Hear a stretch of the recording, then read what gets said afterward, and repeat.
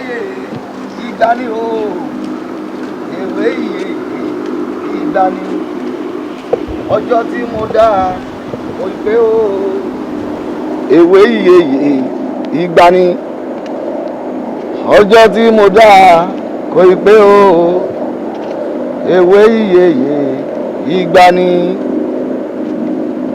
ọ̀nà dáròkun ọ̀nà dáròkun ọ̀nà dáròkun ọ̀nà dáròkun ọ̀nà dárọ̀sà ọ̀nà òní dáròkun lọ̀sà kájẹ́ olúfẹ́ ọmọ lè lọ ajẹ́ olúfẹ́ ọmọ kó ewu náà ìpàwòdì àwòdì okó ewu náà ìpàwòdì àwòdì okó ewu afẹ́fẹ́ lẹ́rí fẹ́ròkun o ẹ má fẹ́ròkun mọ́ o ẹ má fẹ́ bọ̀ wá sọ́dọ̀ èmi Fáyẹmí báyìí ẹ̀fún ìbìlẹ̀ tí fẹ́rọ̀sà ẹ má fẹ́rọ̀sà mọ́ ẹ má fẹ́ bọ̀ wá sọ́dọ̀ èmi Fáyẹmí báyìí ẹ̀fún ìbìlẹ̀ tí fẹ́rọ̀sà ẹ má fẹ́rọ̀sà mọ́ agbẹ́ tí ń gbèrè pàdé olókun ẹ má gbèrè pàdé olókun mọ́ ẹ má gbé bọ̀ wá sọ́dọ̀ èmi Fáyẹmí lónìí.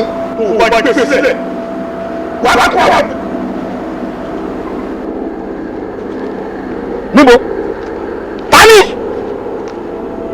ń gbẹ́nu afẹ́fẹ́ sọ̀rọ̀ tani dún màwúrú tani ẹ bọ́ra abẹ́yàn èyí abẹ́ bọ́ra.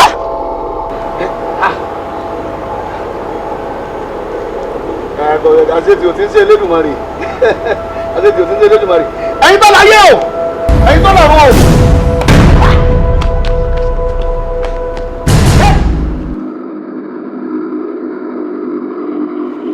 taniọ́ níbo ló ti wá kí lọ jámọ́ mọ́bẹ̀mí ara rẹ ṣòfò mọ́jì bó ṣe rà rẹ lóògùn tí ò mọ́ sẹ́kọ̀ tó torí bomi gbóná kí ló ń bá kiri. kí ló jẹ tẹ́lẹ̀ ẹ̀kọ́ tó gbé ẹ nínú. èmi Fáyẹmí. kí ló mì tí ò kanlẹ̀ odò okùn ẹ. èmi Fáyẹmí. tó fún ẹ lọ fún. ifá ni mo mì mo gbé fọwọ́ látọ̀run ni bẹ́ẹ̀ ni ifá ni. ìwọ gbé fáwọn látọ̀run. wọ́n ìfẹ́ lójú kan bọ̀ fáwọn onífọ̀bí soso bò ṣà ifá ni ń gbénu mi ti ń fọ̀ bí èèyàn. ìwọ gbé fáwọn látọ̀run. bẹ́ẹ̀ ni mo sọ. ṣọ́fọ̀ ló pa ìyá àbọ̀ nǹkan rẹ̀ níwájú èmi àwọn tí mo rán sí ẹ̀wọ̀n òjíṣẹ́ fún ẹni. èmi rán sí mi àwọn ọmọ lọ́rọ́. mo tún díbọ́n níwájú mi ṣé ni tí mo rán sí ẹ̀ òjíṣẹ́ fún ẹ. ohun tó wù mí tó ẹlẹ́dàá mi ohun tí mò ń fẹ́ tó wulé ayé mi má ṣe jẹ́ kó wó bíyà ẹ̀jẹ̀ mi má ṣe jẹ́ kọ́lá bíyà ẹ̀jẹ̀ mi àlóhun tó wù mí tó ẹlẹ́dàá mi ohun tó wù mí tó wulé ayé mi má ṣe jẹ́ kọ́lá ó fi ìyà ẹ̀jẹ̀ mi má ṣe jẹ́ kó ó fi ìyà ẹ̀jẹ̀ mi o lórí bóun ni ká ilẹ̀ mo rìnrìn àjò. Adedimeji, at this point, I mean, for the good of both of us, Joe, check him out, law. You see, sometimes your heart desires it, but faith against it. Ours is one of such. Mo wá gbàládùra pé kí Ọlọ́run kó pèsè ìyàwó títí fún ẹ. Kọ́lọ́run má dẹ̀ kọ̀ àti rí wa.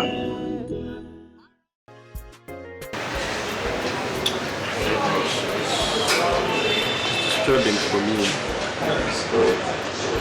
It's good. Honestly, I mean, kíkó jáde kúrò in the next year. At least we all saw this thing coming now. See, you guys are not getting it. You don't know what I'm going through. That's my concern. What I BP I need to feel power. And then I think the problem is fall in love, you right? So you don't know what it takes. You don't know how I feel. You don't know how it is when you're in love with somebody and then what? Just know that cool, and that's how I'm feeling like now. Okay. Then the can call it. She Mobito Colomba. I don't know, now. Why did they address it? But everything happened in a rush. You know, what's the last beer? Thank God for the social media. It is as long as you guys have a contact. Yeah. You guys are not getting it at all. I said she blocked me on virtually every social medium. There is no way I can reach her. I don't know what to say. Like, seriously. This is not working for me. It's not working.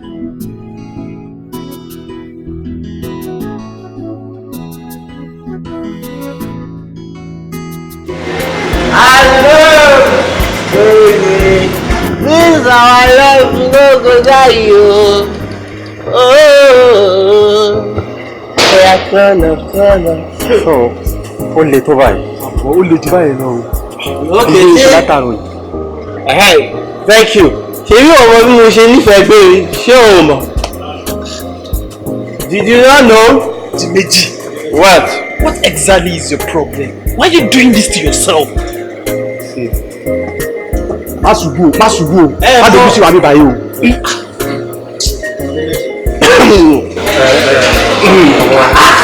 Sorry, no problem, no problem. You don't have to let her go. What is really your problem? Kí ló ṣe? Why are you like this? If you ever bring me see, did you guys find her?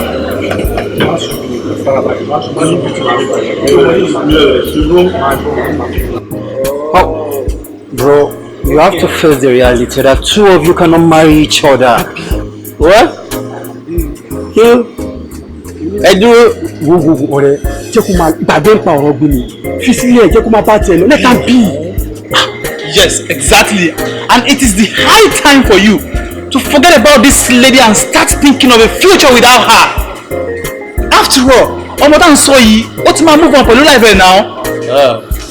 Okay. So, nǹkan tí gbogbo yín try láti sọ fún mi now, right? Wé kí n gbàgbé mi, àbí? Tipẹ́, wo ṣe fẹ́ gbọ́, tẹ̀sí bá dání, a máa ń tún bò ní. Kí ló ń ṣe náà? So, kò sẹ́ni tó bá mi rí gbé mi nù. Rí gbé mi. Adedimeji. Gbé mi wà sálẹ̀ nu mọ́tò, òun ló ní pé kí n pẹ́ wá. No. She should come here. Adedimeji. I want. Ibi ni kẹ́ mú wá. No. Ibi ni kẹ́ mú wá. Má jẹ́ kó lọ. Jẹ́ ká lọ. Ohun tí ó yé ènìyàn, ó yé ọ bàbá ọ̀run. Ohun tó kọjá òye ẹni, ìwọ nìkan mà ló mọ̀. Ìwọ lárínú ròde olùmọ̀ràn ọkàn ẹni. Ìwọ ní fífúnni gẹ́gẹ́ bá ti ń tọrọ. Bàbá ọ̀run má gbàgbé mi, má pè tèmi níyàwó, má gbàgbé. Baby, what exactly will you do to me? Stop for me, I don't understand.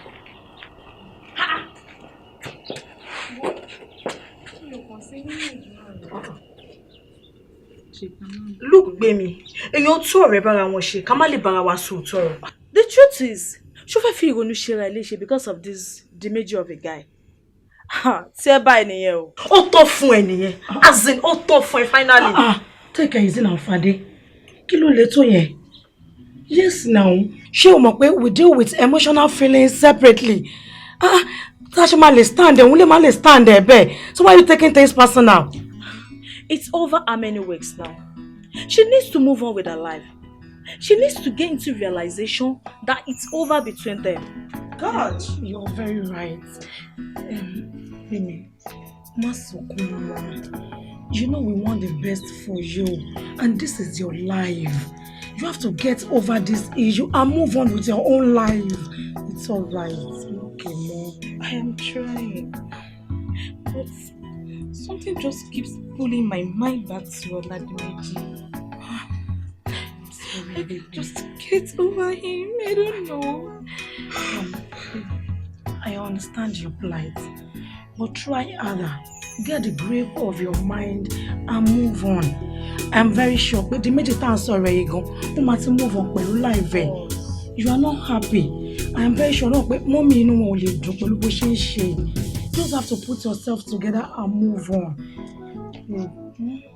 Sorry, you know we love you.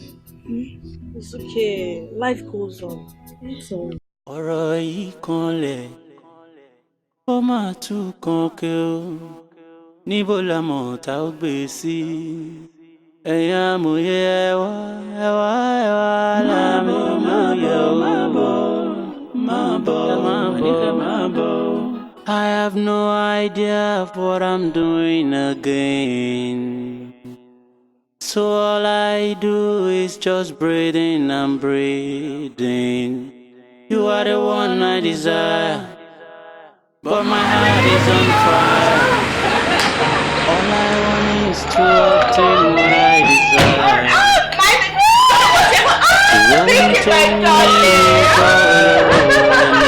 How are you, darling? You look so gorgeous, my darling. You're a supermodel. So good to see you. I'm really can't fine.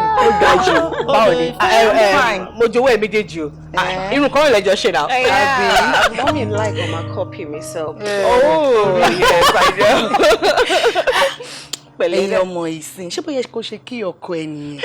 Jọjọjọ ìyá ìyàwó mi ò complain o. Òun ló ní ìyá ọkọ ẹ̀. Bó bá ṣe wù ní kó ṣe kí mi. Bó wù ó ṣe ìkànwọ́ mi déédéé. Ìwọ máa bàjẹ́. Ìwọ ló ń bàjẹ́. Bàjẹ́. Akọ àlejò wa. Akọ aráyá. Akọ àlejò wa. Ẹ kí ló kò ṣe? Ṣé mo pè é sọ̀rọ̀ ni? My phone you disappear. Ọ̀rẹ́ mi jẹ́ kó kí wa. Èyíkì alábòsí ni. Ó yẹ jẹ́ ká wọlé. Adedimeji mi ń kọjá rẹ̀. Adedimeji ni.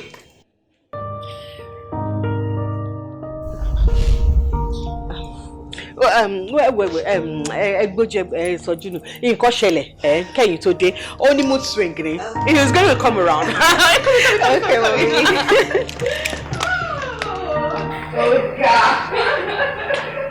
ọ̀rẹ́ mi ò bàjẹ́ o. Kí ló máa ń ṣàwọn èèyàn báyìí torí ọ̀nà? Ayé àtijọ́ náà ń fọmọ fọ́kọ. Ó yẹ kó ti mọ̀ nú ọkàn pé ẹnìkan láìkẹ́ ẹnìkan. Tó fẹ́ fọ̀ sí ara wọn ni. Àwọn abitán ni ṣé ibi tí mo fi ẹṣọ́ nìyẹn? Ṣé ẹnu géètì ẹ̀ mo fi ẹ́ sí? Èmi nìyẹn o. Àwọn náà kún ní kú sẹ́nu géètì ọ̀hún. Lẹ́dàá wá bá wa ṣe.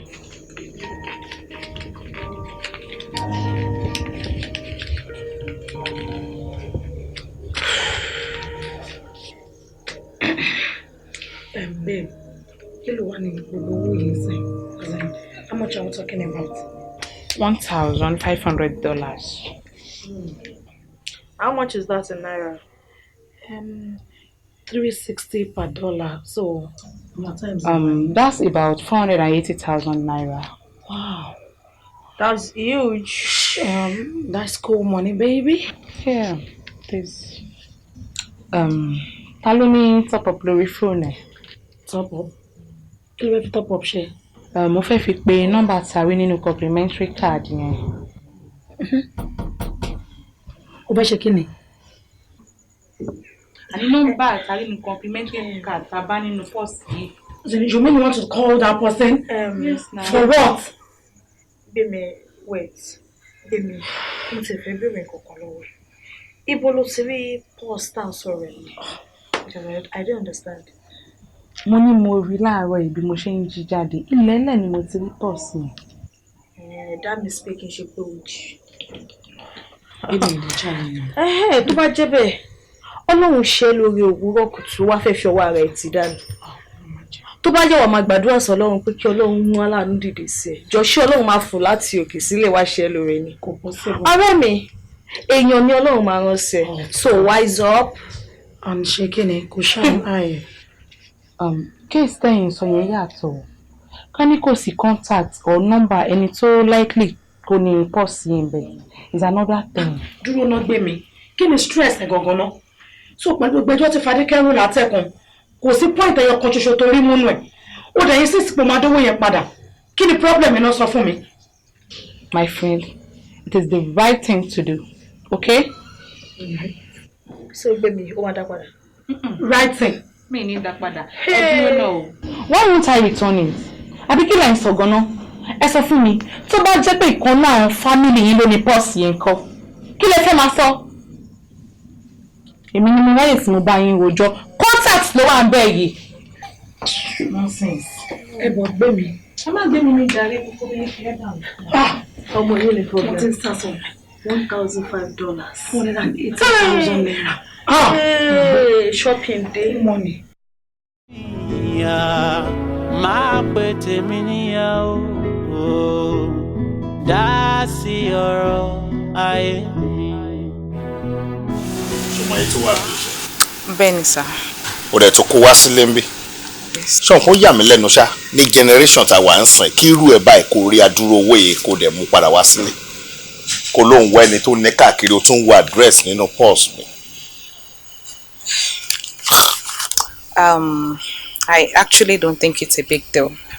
You lost something and I found it. It's only normal I return it to you, the rightful owner. It is a big deal. Don't deceive yourself. We're talking about computer age.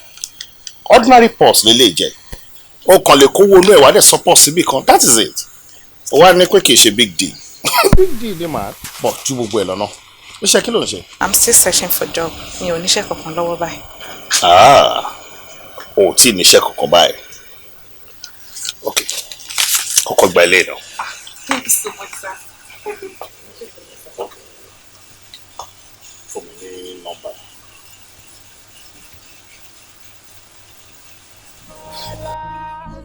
Ìyá ẹ̀jẹ̀ mi, àlọ́ ń gbọ́. Má pè àfihàn. Gbọ́ pẹ̀lẹ́. Ṣànúsí. Ṣé. Ohun tó wù mí, tó wù lé ayé mi, máa ṣe jẹ́ kọ́lá, ó fi ìyá ẹ̀jẹ̀ mi. Máa ṣe jẹ́ kó, ó fi ìyá ẹ̀jẹ̀ mi o. Ó ṣe gan jàre, ó ṣe gan mo dúpẹ́. Ẹ̀yin lẹ ṣe jù ọ̀gá. You're welcome, you're welcome. Níbo dẹ̀ láti máa ṣe party birthday yín báyìí? Today is your birthday. The nice we have birthday dinner ní ìwé láti máa ṣe gbọ̀ngàn ṣiṣẹ́ everybody máa wà happy. Tó sọ ẹgbẹ́ ní pípẹ́ tó mú mi rántí.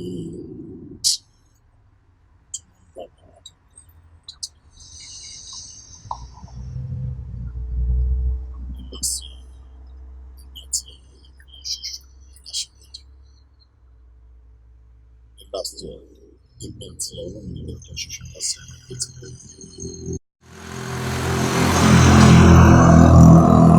àti fáyé ilẹ̀ fún ẹni bòdì láti jọ ìgbà rárá.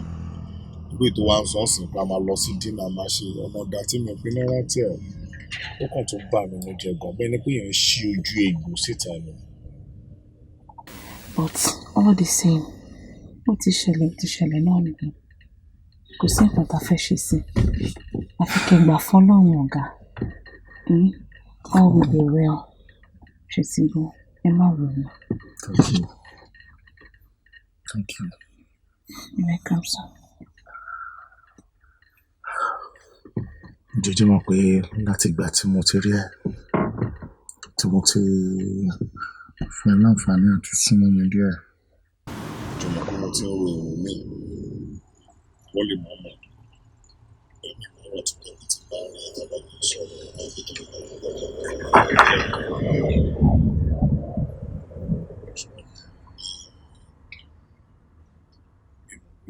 feel gap ní ọkọ̀ mi try láti jẹ́ kó jẹ́ pé máa close moment mi fún mi máa rántí ìyàwó mi ọ̀rọ̀ ẹ̀sìn ṣòro ìfẹ́ mi.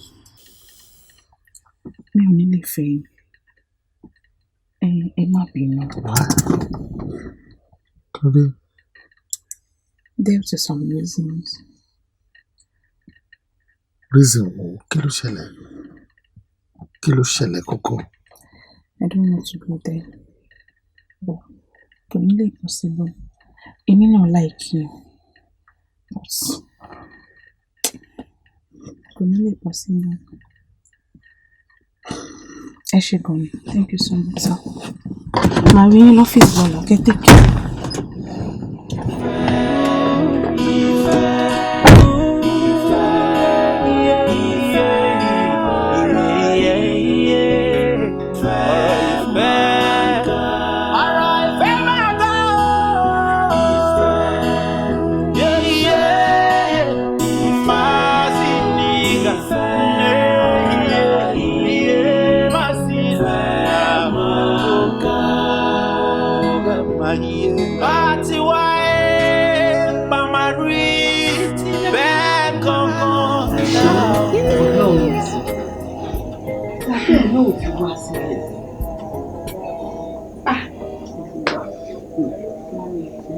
Bẹ́ẹ̀ ni o, Ọlọ́run ò sùn. Gbogbo eléyìí túmọ̀ sí wípé life wa ti change. Bẹ́ẹ̀ ni o, Ọlọ́run ti bọ́ aṣọ ìṣẹ́ kúrò lára wa. Olúwa ó ṣeun. Ó ti wọ̀ wá láṣọ ìyí aṣọ ìṣẹ́. Ọlọ́run gidi ó ní o ṣe. Olúwa ṣeun. Àmín. Àdúpẹ́ ṣé wọn náà wá rí báyìí wípé òótọ́ ọnú òun ló ń gbé èèyàn dépò. Òótọ́ ọnú ni. Ṣé wàá rí màmí? Ẹ̀yin ló yẹ kí n dúpẹ́ lọ́wọ́. Bẹ́ẹ̀ ni ẹ̀yin ní gbogbo ọpẹ́ yìí èyí ló tọ́ sí. Torí ẹ̀yin lẹ fi òótọ́ ọnú tọ́ mi. Bẹ́ẹ̀ ni ṣé màmá dìde kò dúpọ̀ dìde ṣé ló ṣe dúpẹ́ lọ́wọ́ mi? Èmi náà tún dúpẹ́ lọ́wọ́ ẹ̀. Èmi gan ló yẹ kí n dúpẹ́. Lóòótọ́ ni torí pé mo kọ́ ẹ ò gbà. Tí n bá kọ́ ẹ tó bá gbà ńkọ́? Inú mi wá dùn pé ìwọ gan fúnra rẹ̀ ò dojú tì mí wá gangan. Ọlọ́run ṣe Ọlọ́run mo dúpẹ́. Màmí ṣe bá rí ní báyìí ẹ máa wá lọ sínú ilé. Gbogbo àwọn nǹkan tẹ́ rí pé ó necessary fún yín láti mú nínú àwọn ẹrù yín ẹ bẹ̀rẹ̀ sí ní mú wọn. Torí kí ni? Mi ní kẹ́ kó gbogbo ẹrù yín o. Nǹkan tó bá wà important nìkan ni kẹ́ mú. We are moving out of here. Lọ síbò. À ń lọ ilé wa tuntun. Ṣé rí mo ṣe sanwó apartment kan ni tèmi àti yín jọ máa gbé. Màámi tí ẹ bá rí ilé ẹ wò ẹ máa love bẹ́ẹ̀ ni. Èmi àṣẹ mi gúngún ló ń sọ̀yà. Olúwa mo dúpẹ́. Ọlọ́run ó ṣe. Ọlọ́run gidi ó ní o ṣe. Alákọ̀ọ́kọ́ nìyẹn. Ewu tẹ́lẹ̀ kejì. Tẹ́lẹ̀ kejì ìyẹn gangan ní pàmbárì. Kí tún nìyẹn? Ó wà níta. Ẹ jẹ́ wá lọ fi wọ̀nyí. Ó yá ẹ dìde. Mo dúpẹ́ o. Ẹ máa rọra o. Mo fi ní fọ́lúwa. Ọlọ́run ò ṣe Olúwa ò ṣe Ọlọ́run. Tell me what you see. Everywhere is food for love. Ṣé báyẹn gba máa sá? Ọdún bẹ́ẹ̀ fún wọ̀nyí orin tí Ọlọ́run tún ṣẹ̀ṣẹ̀ ṣe fún wa ohun mi. Ìwọ ẹgbẹ́ mi. Bẹ́ẹ̀ ni wà. Onímọ́tò. Bẹ́ẹ̀ ni. Màámi, kí ló dé? Pété kòrò ojú. Kòrò ojú. Mo wo ṣàkóní. Mo wo bọ́lá òṣìṣẹ́ ọ̀rọ̀ ayé wa tó tún já sáyọ̀. Ọlọ́run máa ṣeun o. Àṣẹ máa bọ́ṣọ ìyà lára mi tọmọtọmọ. Àṣẹ òní jẹ́ kí àṣẹ mi gígùn ló ń san ìyà. Olúwa mo máa dúpẹ́ o. Ṣé wọn náà lè wa mọ́tò láti ẹ̀yìn ọ̀hún yẹn wá bí? Màámu, ẹ ti gbàgbé pé mi ò mọ mọ́tò wa. Ẹ ní ìdíkẹ́ kí n sọ bẹ́ẹ̀. Ọkùnrin ma. Ma. Oh.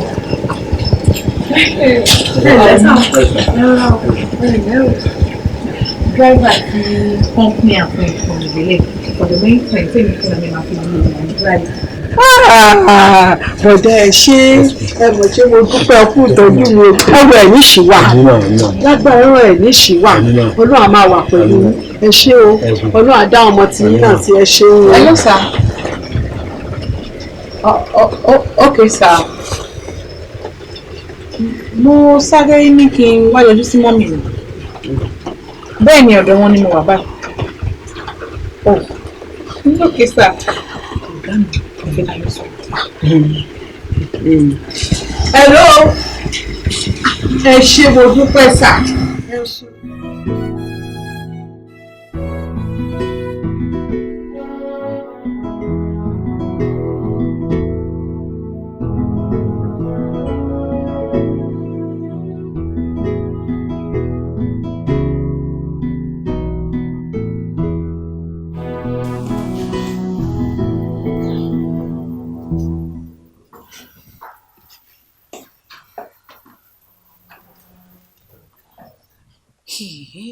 Ó bí ọtí iná lè ṣe wá. Kí lè mú ọtí fún? Èmi ò fi bẹ́ẹ̀ mọ ọtí báyìí tó ẹ̀ tó yọ.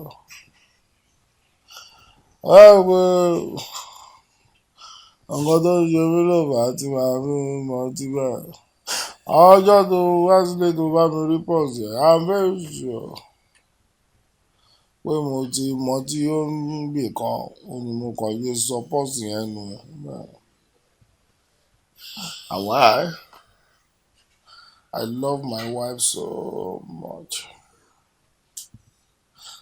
Síbẹ̀ tó jọrọ sí ìyàwó mi yẹn ló fà á tí ọtí yẹn fi wọ̀ mí lára. Gbàgbé mi ìyá máa pè tèmi níyàwó dá sí ọ̀rọ̀ ayé mi. Máa gbàgbé mi máa pè tèmi níyàwó dá sọ̀rọ̀ ayé mi káyé má máa fi mí ṣẹlẹ̀. Torí bá ti bẹ̀rù ṣọ́nà bọ́mọ. Àṣìgbò ọjọ́ yẹn ni màá rí pé Akẹ́rẹ́kù fọ́ omi náà tún dànù. Àdánù la gbáà ni kọ́ ló má jà lọ́wọ́.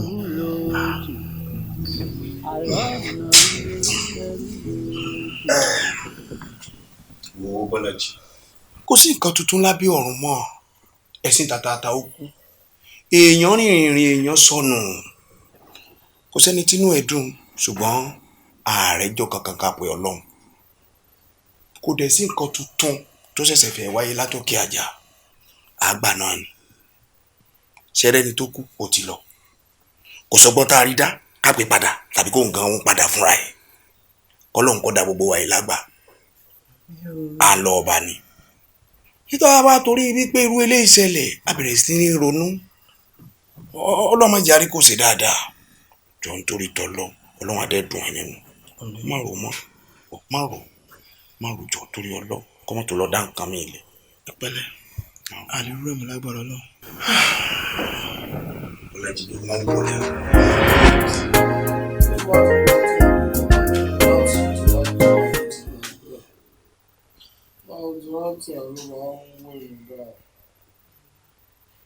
I'm so sorry for that. But all the same, you really need eléyìí. Kò sí nǹkan kan tí ọtí fẹ́ ṣe fún yín kó lè tún nǹkan tó ti bàjẹ́ kó lè tún ṣe mọ́. You just need to be yourself.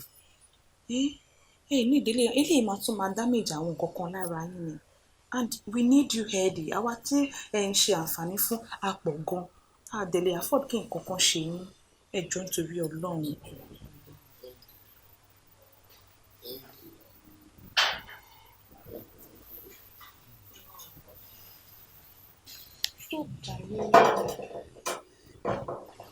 Kí lè máa jẹ? No, not this. Oúnjẹ gidi ni mo fẹ́ ṣe lé. You are the one I desire, but my heart is on fire. Odò ìfẹ́ ń gbá rere, odò ìfẹ́ ń gbá rere. How's up, girlfriend? Lastly, here is my living room. Can you see it? Of course, look at you. Shebi wọ́n ló fẹ́ wá sílé now. Oh, look at you. Which of your man? The one I know or which one?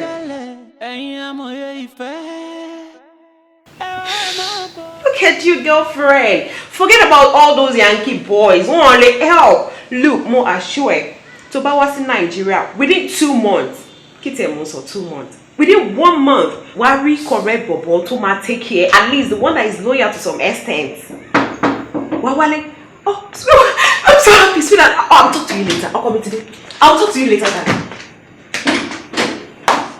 Hey, baby. Hey. How are you? How are you doing? You okay? I'm fine. Good. You look so stressed. Yeah, I'm tired. I'm exhausted, really. Oh, sorry. Let me get you a shield glass of juice, right? No, I wouldn't want that. I just want to eat. I want food. Sweetheart, me more David Tigano. Yeah, I'm here to prepare something. Me more today. You came rather early. Do you think you're making any sense? You call 7 p.m. early? 7 p.m. Oh my God! What time till? Meanwhile, I want to get something at the pharmacy. When the man close for 8, I have to get going. I need to go get sweetheart, kitchen. I don't know. You can just go in and make yourself something, you know. Are you normal? I should go into the kitchen and make myself something. Dimeji, for crying out loud. I have done the most stressful part of it, which is going to the market, getting the ingredient. You go into the kitchen and prepare yourself something. Are you sure you're making any sense with what you're saying? Dimeji, I have done the most stressful part of it. Been to the market, bought the ingredient, I bought stuff to cook in the kitchen. So what is it? I'll just get something for myself and I get free. What?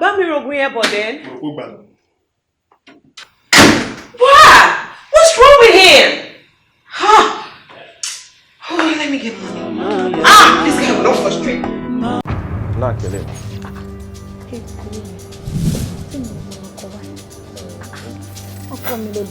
You already know. I'm falling in love. Not that kind of lightness. I have deep feelings for you.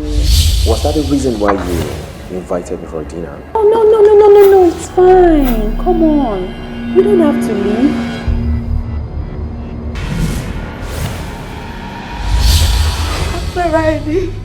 I feel ready. But no one if you want to go. Ọkùnrin kan sùn mọ́ all the time lórí wípé ẹ̀yọ́ yẹn fún family everybody.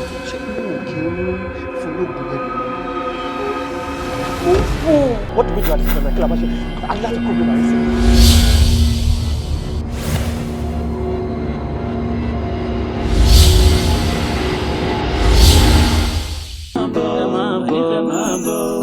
I have no idea what I'm doing. Really, what's going on?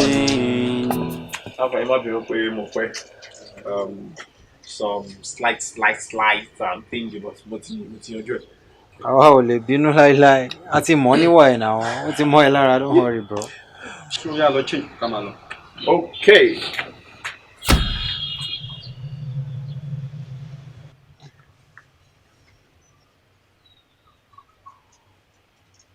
Come to think of it, what are you guys doing outside? Nítorí inú ilé ló jẹ́ kẹwàá. So kí lẹ ṣe ń tà? We feel like staying outside. Yes, we just feel like. Hey. Man, you go inside and chill, let's go, man. Time to lọ dára. Ó mọ̀ yín gan ni o. Bẹ́ẹ̀ mo ṣe ń béèrè. What's that? Bad day.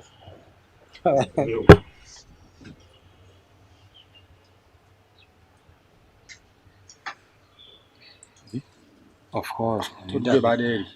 We need that before láti sàn. Àbí? Oh yeah.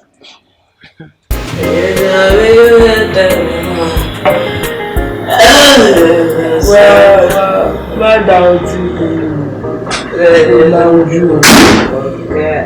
Daddy, babe. Come on. You know when Mom, that's my mother. You're welcome. I love Mommy. Is my mother? Oh, wow, okay. Along both eye. You are born. You are blind at my mouth. Mommy, walk, baby, and then you will. Oh, your quail. Certainly, you're blind. Yeah, quail. Oh, wow. You are high. You are high. Come. Listen, you are high. I'm tired. I'm tired of the trouble you put in my life, Tepiyawo. I am tired. Adedimeji kí ló sọ? Olóòní jẹ́ kí n fi trouble sáyé ẹ̀. Nǹkan tó bá ṣe láàrin ìwà àtìyàwó ẹ̀ ni kò sọ fún mi. Ẹ ti fi trouble sáyé mi already now. Okay, bára ẹgbẹ́ wá solution sí. Ẹgbẹ́ àpapọ̀ fún mi kí n fẹ́ níyàwó, ẹni kí n wá solution sí. Akẹ́kọ̀ọ́ tó fẹ́ pé kò mọ kọ́kọ́ sí láyé ẹ̀. Omi nìkan ló mọ̀ gbé kaná. Kò lè ṣe kankan tó bá ṣe ọ̀bẹ ó máa fi nǹkan já ni. Kò mọ̀jú kó mu ọtí látàárọ̀ súlẹ̀ in the presence of my friends. Ẹ̀rù kò máa tọ́ síbẹ̀ yìí, a tún wá mu igbó tó bá mu igbó tán ẹni tẹ́ pè níyàwó lẹ́fi sínú ayé yìí á wá bọ́ra sí òòrùn in the presence of my friends.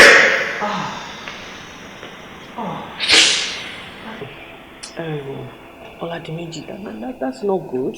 Mi ò dáná kò dáa. But irú àwọn ọ̀rẹ́ wo gan-an ni wọ́n náà keep. Ó yẹ káwọn ọ̀rẹ́ ẹ kọ́ máa respect privacy ẹ. Ìgbà tó ń ti rí pé ìyàwó ẹ ó ti ń ṣe bákanbákan tó ti ń jára ẹ̀ sí òwò. Ó yẹ kó kàn excuse there, kàn jẹ́ kí gbogbo scenario yẹn kó kọjá lọ. Náà dà pé kán dúró síbẹ̀ kán náà máa wo film show. Kí ló tẹ̀ rí báyìí? Rí báwo? Ẹ wo gbogbo nǹkan tí mo sọ kalẹ̀. Ẹgbẹ́ nǹkan tẹ̀ sọ. Ṣé ọ̀rọ̀ tí mo sọ àti ìtẹ̀ sọ ẹ̀ ṣó bára wọn mu? Ṣọ́tàlì. Gbogbo ọkọ ṣé o mọ̀ pé mo ti máa ń sọ fún ẹ látijọ́ ẹ̀ mo ní kó o tètè bá mi kú lóyún kó o rọ́ lóyún kó yó kásòkò ti fún lóyún sí gbogbo yànmàyànmá rádaràdà tó ṣe kò ní ṣe mọ́ this is just a passing phase ọmọdé ló ṣe ń ṣe náà. ṣé ìlú tọ́lá ìgbà ìgbà wo lẹ di báyìí náà kí ni gbogbo nǹkan tẹ̀ sọ yìí náà mo ń wíru ẹ̀ ń wíru mo ní ìyàwó wa wèrè ìwà tí òun ọpọlọ wáyé sọ pé kì í tún fún lóyún.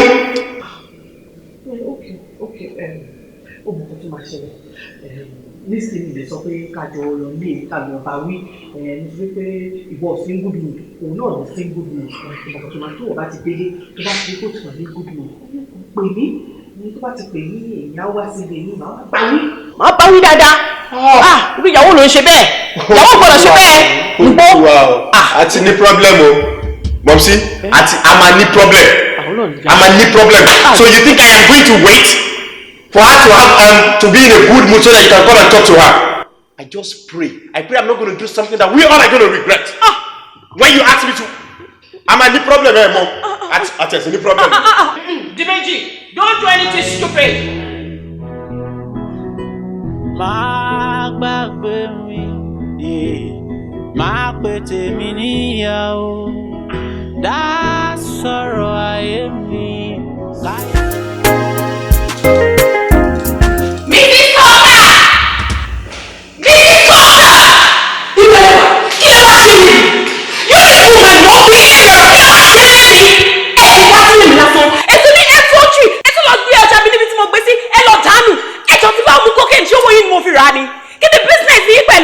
Will you shut your mouth? Are you listening? Of course, woman. And listen good. That product cost me a lot of money. And you're sure gonna pay for it. I swear. You're gonna pay for it. You mind or something? You shouting at my mother?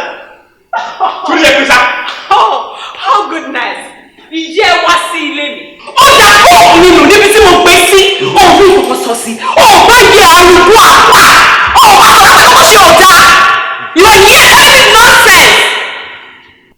Ìyá mi ló pe lárúgbó. Of course. Ìyá mi lápá. Yes. Victoria. Ṣé kò ní problem? O yẹ ọ lọ́mọ sá. You slapped me. Yes, I did. Oh! Now I know! Now I understand! Because you have a money fẹ́ ṣe fún mi lélẹ̀. Ẹ bí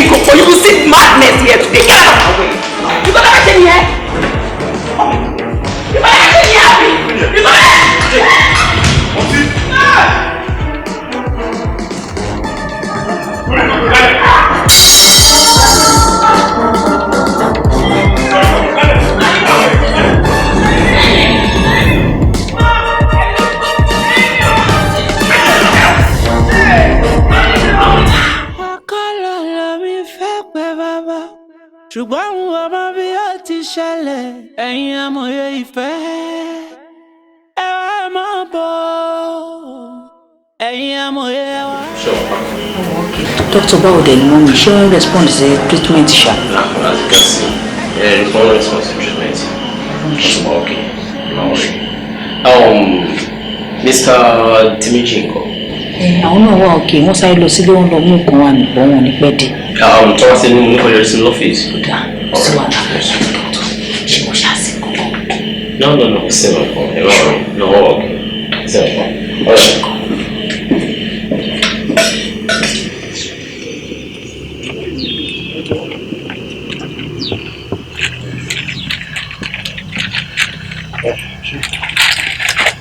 Let me look at it for you, man. All right, you go. Wait. So for Dr. Ladi, please ambassador I'ma discuss, all right? Okay, sir. All right. Yes. Doctor. Okay. I want to leave a message for nobody. It's a pleasure. Most do the NTCC. I'm so sorry. I just needed to catch up with a lot of stuff. Well, okay, big deal. Lori extreme, I'm saying. Yeah. Money carry me phone. But my extreme, I mean a lot of damage in the spine. Wow. Yeah. Oh, the shaking it there. But no problem about it. She just need something to support herself for a while. Wow. Yeah. She I'm sure she'll be fine. She'll be fine. It's around. She'll be fine? Of course, yeah. I trust us. She'll be fine.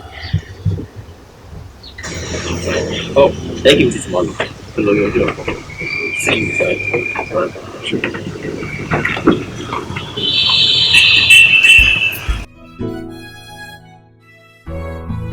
I don't get this. She was something minimum to what she wanted because I don't understand why I should be the one worrying about the situation. Can you imagine this? Wọ́n pè é lólè ó tún gbọ́ mi ẹranjó. Wọ́n ní pé wà highly irresponsible. Ó dẹ̀ tún hùwà ìfún mi. Ṣé kìí ṣe pọ́ máa lè ní ẹ báyìí? Mom, come on! Àtàwọn bàbá bèrè question yẹn ọwọ́ inú ẹ̀kọ́ ti bèrè. Èèyàn méjì ò ṣáàkì bímọ ẹyọ kan. What do you mean? How dare you talk to me in such a manner? Tó o bá mọ bó ṣe fẹ́ lọ bá ìyọ̀bẹ lọ hospital, kó lọ apologize, kó lè turn into a new leaf. I'm going to deal with you, idiot! Nonsense!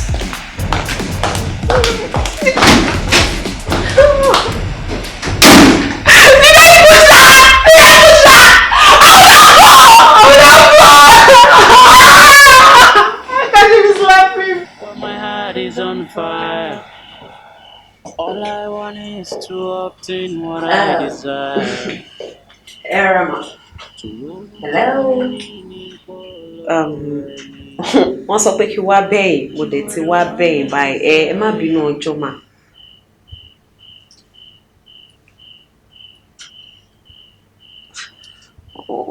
Dé mi lọ.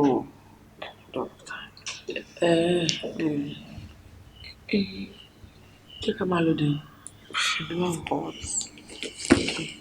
Mo ṣáà ti wá ká lọ, àbí?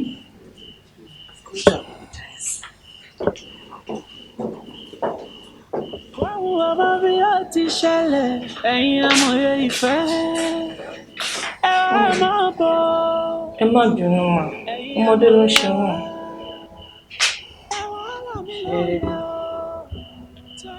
Ṣé nǹkan tó ń bọ̀? Bẹ́ẹ̀ ni mo ti ṣe mà.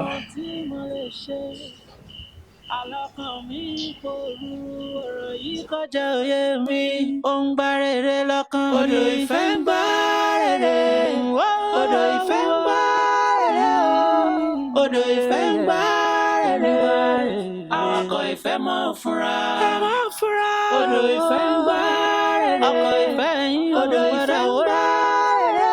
Ìfẹ́ lákọjá òfin. Ṣé ìyá ọkọ ẹ ni mo rí lánàá? Of course, this is Hoka. That's my mother-in-law. Yes. Mrs. Coca, that's her. Mrs. Coca. Show me worry because no. Me worry.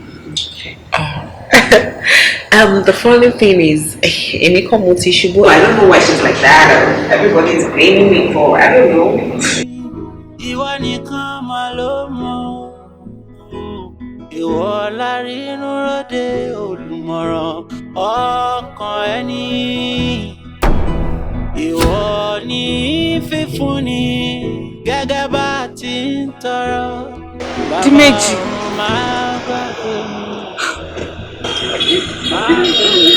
Hi, how are you? Fine, and you? Wow, this is smashing. Thank you. I came to get drugs for my mom. I'll get to mom. Mommy. Kí ló ṣe wọ́n? Nǹkan ṣe wọ́n náà, but she's getting better. Yeah.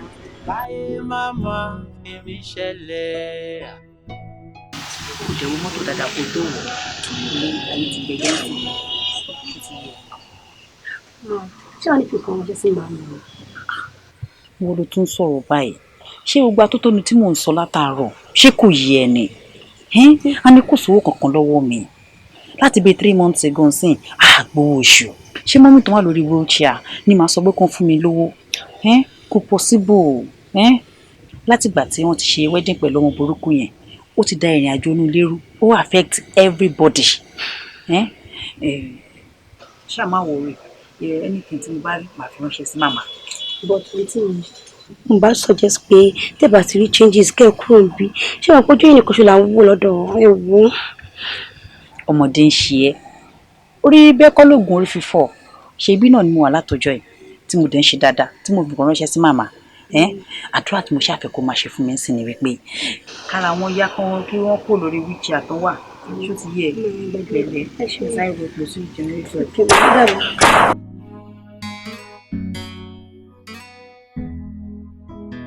Ọtí ojú mi.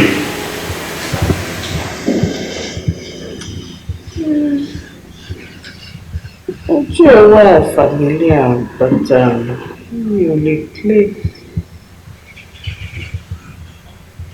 Gbèmí sọ. Gbèmí.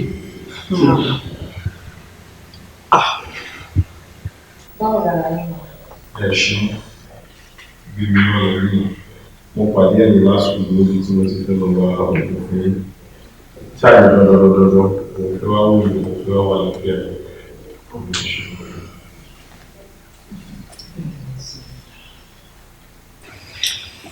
Ẹ pẹ̀lẹ́ mà, báwo lára yín wà? Okay.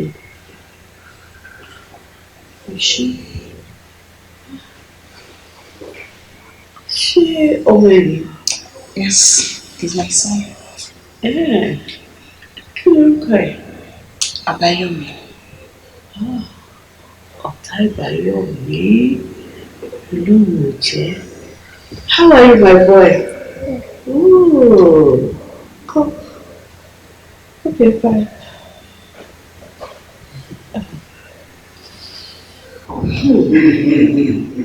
Don't start.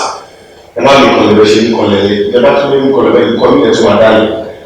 Mi ò fẹ́ another server and project àti mama wọ̀nyí. No, please. Tèmi máa yé mi. Ká sọ pé mo ní ọjọ́ ọ̀la yín bó ṣe máa rí. Bàbá yẹ̀rọ méjèèjì. Kàkà kí Victoria kò sọ mí di girama. Dá mi jókòó. Ó tún wá sọ ọmọ mi di ẹgbẹ́ àwọn kò tí ò lọ́mọ láyé. Àbẹ́rẹ́ ayé mi ló di. yìí láti kálọ̀ nítorí èmi kúrò nínú ẹgbẹ́ àpọ̀. Phil is handsome. You see him. Available from Ajeyemi. Ọmọ ìgbọ́ bóyá sọ. Bẹ́ẹ̀ ni mo mọ̀. Adedimeji is the father of my son. Báwo ló ṣe tó bẹ́ẹ̀? Ṣebí the other time tí mo bleed for a day pẹ̀lú ẹ̀ òun ni ó di àbáyọ̀mí.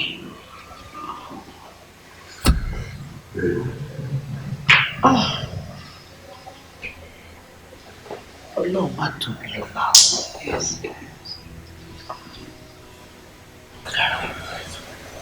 Èmi sọ̀rọ̀. Mo wọ pé ti ṣe é kù. Mo ṣe lè ṣe lẹ́dàá. Joy at this point. Fi Ọlọ́run bá bẹ́ẹ̀. Mo fẹ́ kó dáríjì mi.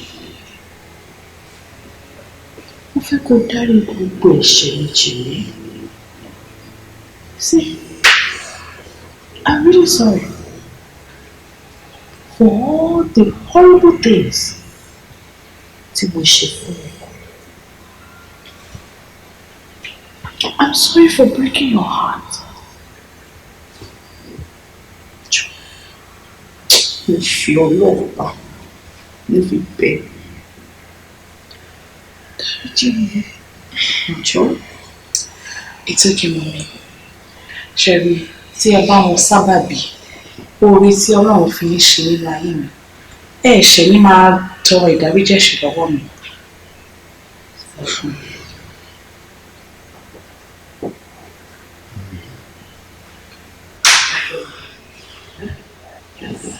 I want to have some. Oh, Go. See, I have to go. Baby. Oh, my darling. Yeah. Oh, my baby. Oh, my baby.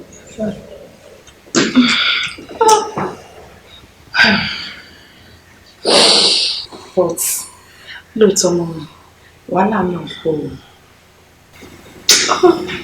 Èmi sọ̀rọ̀. Dáríjì mi. I'll make it up to you. Ṣùgbọ́n ẹ má sọ̀kọ́ mọ́ mi. Ẹ ò mọ̀ tí ẹ ní láti sunkún. Àsìkò ẹ̀kọ́ pẹ̀lú Ọlọ́run ti gbàdúrà tó. Ẹ ṣe bẹ̀rẹ̀ sí ní sun ẹkún yẹn gangan ni. Ayé, kí ló ṣẹlẹ̀? Kí ló ṣe? Ẹyẹ máa ń lọ́wọ́ jọ.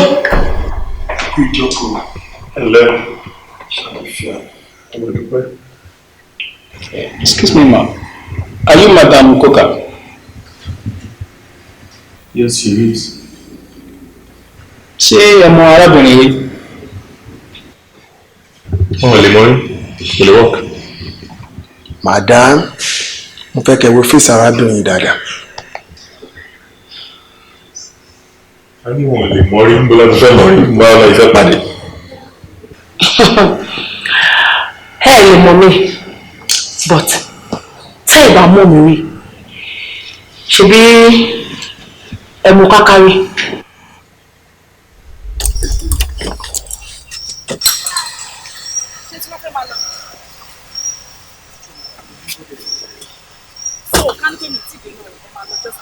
Mo ń lọ nìyẹn. But I've waited for so long mi dẹ̀ rí ẹ mo ń bá tèmi lọ nìyẹn. Olófẹ́ rí mi kí ló fẹ́ rí mi fún? Nǹkan tí mo ní kí wọ́n sọ fún yín náà ni wípé òkú táwọn méjì jọsìn ẹsẹ̀ ti wà ń ta mo ti lóyún. Just like that o ti lóyún kò tí ẹ fi ẹ lẹ́nu àtọ́ o ti lóyún nìyẹn. Èwo ni just like that tẹ́ ẹ̀ ń sọ bíi pé ẹ̀mọ̀ nǹkan tí mò ń sọ. Ṣé máa ń bèrè lọ́wọ́ Adélébọ̀ níbi tó ti róyún ni? Àbí ńgbà tẹ́ ẹ̀ ń ṣe tẹ́ ẹ̀ ń mú tẹ́ ẹ̀ ń dà sínú ẹ̀? Ṣé ìmọ̀ kó máa doyún ni? Nígbà tí ìwọ náà mọ̀ pé kò sínú agreement mi àti ẹ pé o máa bímọ fún mi, ó ò ṣe ní kí n protect ara mi. Ẹ wo ẹ fi gbogbo sóòlù ẹ lọ kí ni ẹlẹ́sìn.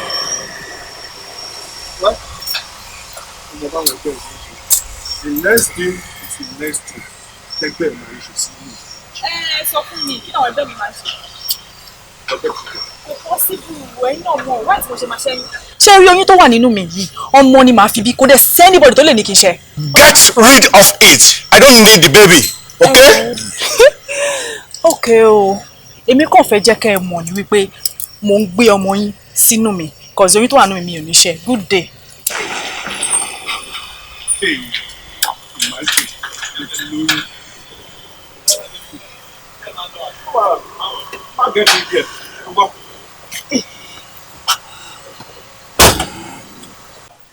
Agídí pọ̀ àfi bí Oǹdó.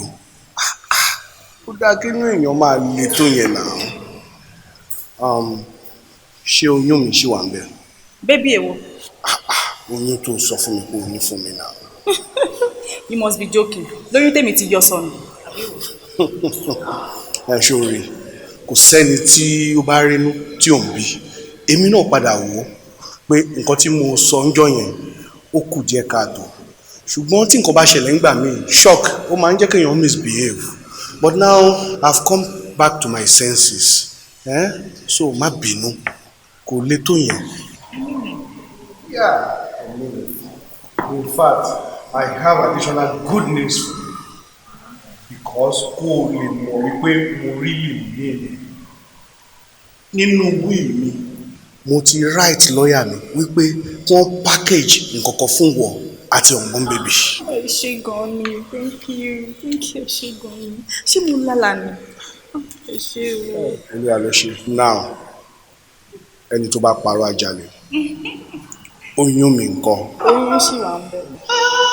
Olúwa ṣeun.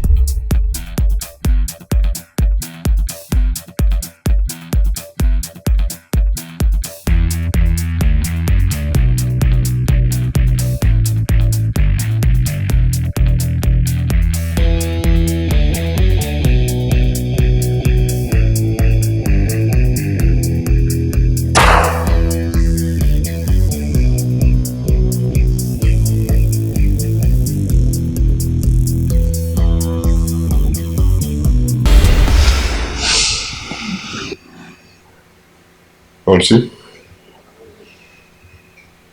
Larry, so far, possible. Mom? Madam, you are under arrest.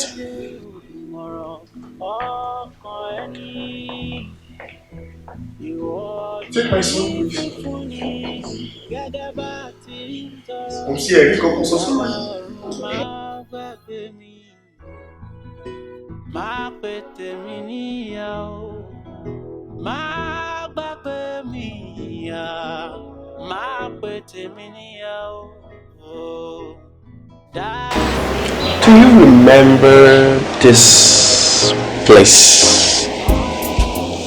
Visha? Why not I?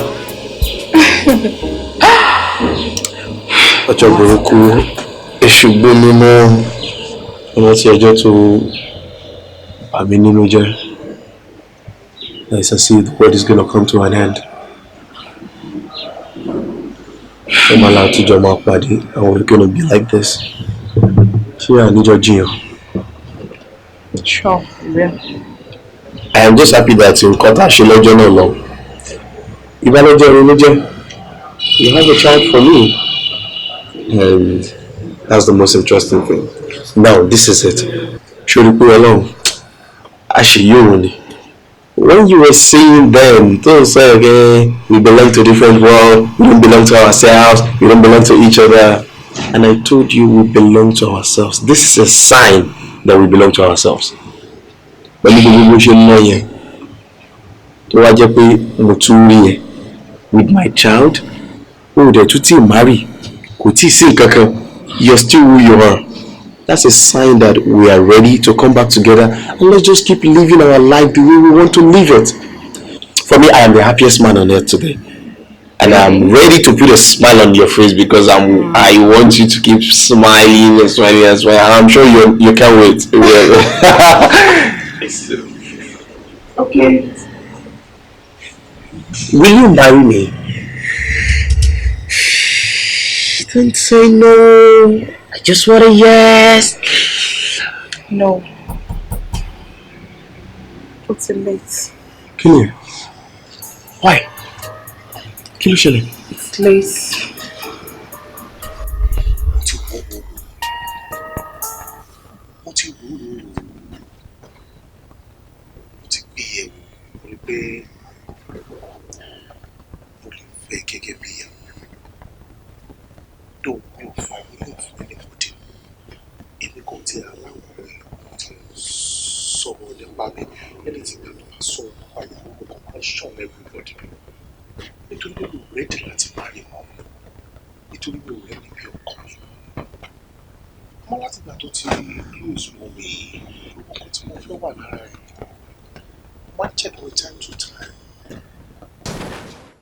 Mo gbéra nílẹ̀, mo rìnrìn àjò ìfẹ́, torí pé mo mọ̀ pé ìfẹ́ là kọjá òfin.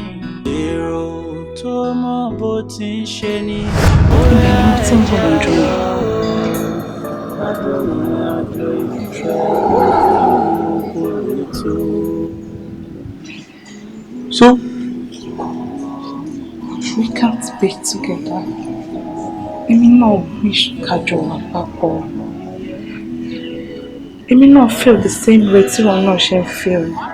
But it can't just work. Like I told you the other time. Sometimes your heart desires it, but faith against it. Ours is one of such. Sometimes our heart desires it, but faith against it.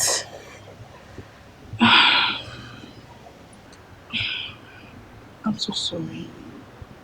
I'm sorry. I'm deeply sorry.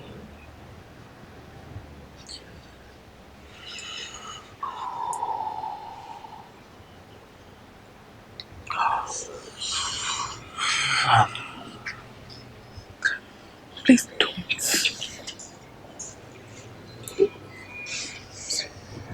Okay.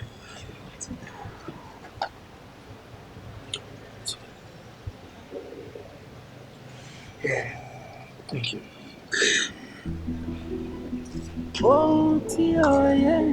I should keep my ring in. I should take it.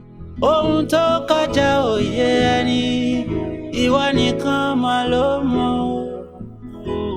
Ìwọ lárínú ròde olùmọ̀ràn ọkàn ẹni. Ìwọ ní fífúnni gẹ́gẹ́ bá ti ń tọrọ. Bàbá ọ̀run má gbàgbé mi, má pè tèmi níyàwó. Má gbàgbé mi yá, má pè tèmi níyàwó. Dá sí ọ̀rọ̀ ayé mi.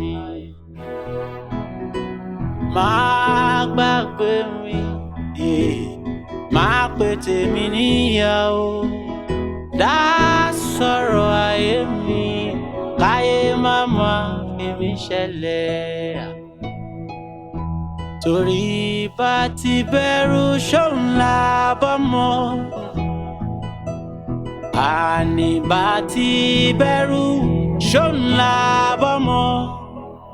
Ọ̀nà ilé ẹrú ló jìn. Àlọ́ ọ̀nà ilé ẹrú ló jìn. Ohun tó wù mí tó ẹlẹ́dàá mi.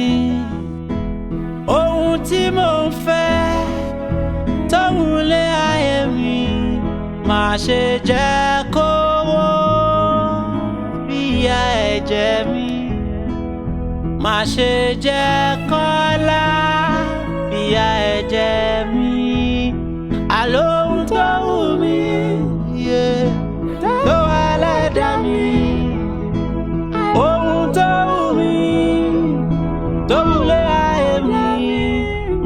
ṣe jẹ́ kọ́lá ó fi ìyà ẹ̀ jẹ mí. Má ṣe jẹ́ kó ó fi ìyà ẹ̀ jẹ mí o. Lórí bóun ni ká jẹran pẹ́ lẹ́nu ṣùgbọ́n ọ̀nà fún ni ó jẹ́. Àmọ́ mo mọ̀ pé wọ́n ló mọ̀rìn àjò mi. Ọ̀run àní mo mọ̀ pé wọ́n ló mọ̀rìn àjò mi. Bí ó ti rí Èdùmàrè dákun ṣayé mi ní rere. Mo gbéra nílẹ̀ mo rìnrìn àjò ìfẹ́ torí pé mo mọ̀ pé ìfẹ́ là kọjá òfin. Èrò tó mọ̀ bó ti ń ṣe ni ó yá ẹja lọ o. Kájọ rìnrìn àjò ìfẹ́ bó ti wù kó lè tó. Ìfẹ́, ìfẹ́.